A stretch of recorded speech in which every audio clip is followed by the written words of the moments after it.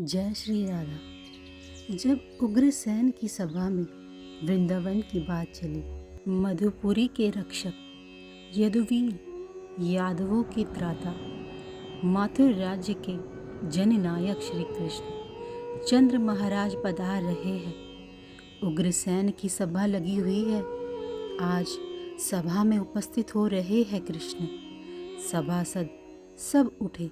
मंत्रिमंडल के सभी मान्य व्यक्ति स्वागत के लिए खड़े हो गए थे।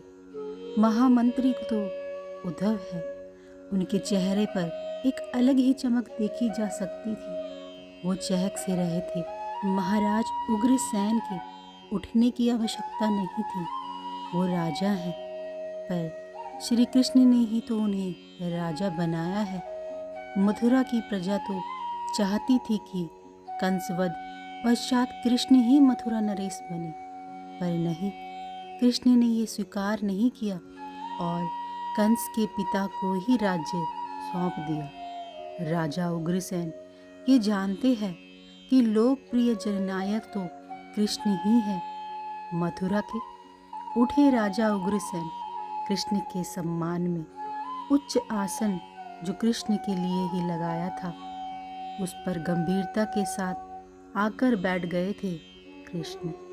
पर कुछ मंत्रियों की नज़र में कृष्ण बालक ही है, बुजुर्ग है यादवों में ये, इसीलिए ज़्यादा गंभीरता से लेते नहीं हैं कृष्ण को ये लोग। आप कब पधारे? हाथ जोड़कर राजा उग्रसेन ने पूछा। उठे कृष्ण, आप राजा है, इसलिए इस तरह उठकर और मेरे सामने हाथ ना जोड़ें। मैं तो आपका सेवक हूँ महाराज। कृष्ण ने उग्रसेन को हाथ जोड़कर ये सब कहा। साधु साधु। सभासद सब बोल उठे। उद्धव गदगद हो रहे हैं। वो तो बस अपने स्वामी को ही अपलक देखे जा रहे हैं। बैठे राजा उग्रसेन। कृष्ण ने चारों ओर देखा पर गंभीर ही बने रहे। विद्या पूरी हो गई आपकी?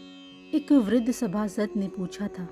जी, आपकी कृपा से ही पूरी हो गई। वायु वृद्ध का कितना सम्मान करते हैं कृष्ण। मैं यादवों का महामंत्री उद्धव मथुरा नरेश महाराज उग्रसेन को प्रणाम करते हुए सभा में विराजे विशेष महापुरुष श्री कृष्ण चंद्र जी के चरणों में वंदन करते हुए आज की सभा प्रारंभ करने की अनुमति महाराज से चाहता हूँ।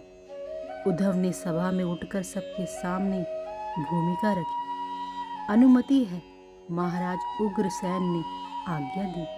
कंस की मृत्यु के पश्चात कंस पत्नियां अपने पिता के यहाँ चली गई है। उद्धव बोल रहे थे।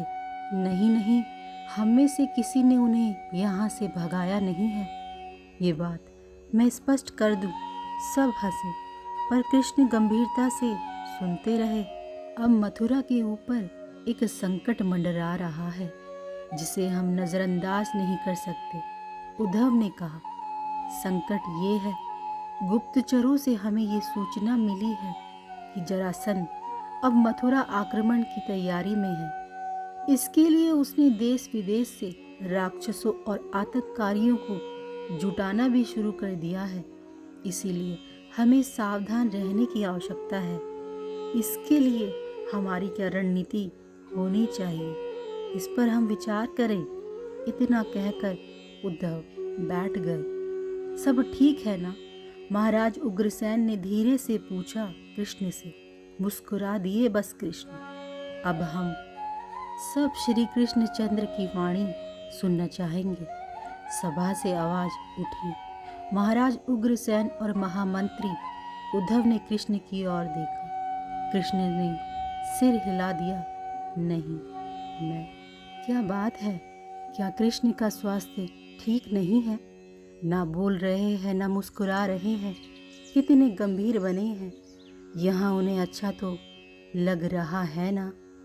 सभा में लोग बातें करने लग गए थे, पर ये बातें कानों से होते हुए सभा में फैलने लगी थी। इनके लिए मथुरा में अच्छी से अच्छी व्यवस्था होनी चाहिए। इन्हीं